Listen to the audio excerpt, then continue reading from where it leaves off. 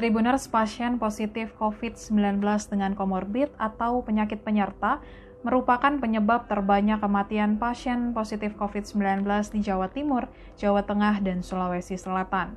Kepala Dinas Kesehatan Jawa Timur, Dr. Herlin Verliana MKes, menjelaskan, berdasarkan analisa di Provinsi Jawa Timur, sebanyak 95% pasien positif COVID-19 meninggal karena komorbid dengan penyakit bawaan seperti penyakit paru-paru dan jantung.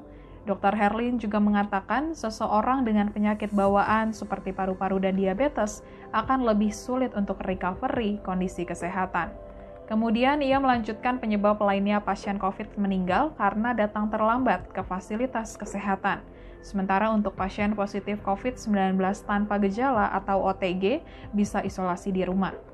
Pihaknya juga meminta warga untuk tidak keluar rumah jika tidak perlu, memakai masker dan rajin mencuci tangan menggunakan sabun.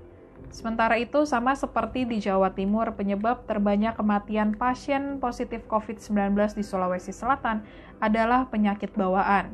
Kepala Dinas Kesehatan Sulawesi Selatan Dr. Muhammad Iksan Mustari mengatakan kasus kematian di wilayahnya hampir 97% diakibatkan oleh komorbid. Kemudian, Kepala Dinas Kesehatan Jawa Tengah Dr. Yulianto Prabowo menanggapi penyebab kematian pasien COVID-19 disebabkan oleh berbagai faktor. Secara teoritis, ia menjelaskan penyebab kematian itu bisa disebabkan dari faktor agent, host, environment, dan pelayanan kesehatan.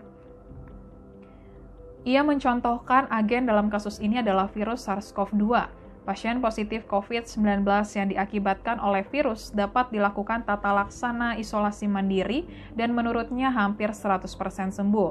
Faktor lain berupa host atau penderita COVID-19 yang sudah lansia dengan komorbid sangat mempengaruhi kerentanan seseorang terhadap kematian.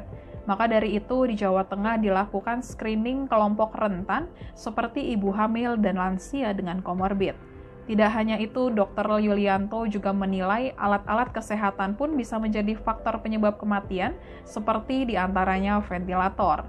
Menurutnya, tingkat kesembuhan dengan menggunakan ventilator itu rendah, maka dari itu, alternatif lain yang dilakukan dengan menggunakan high flow nasal cannula.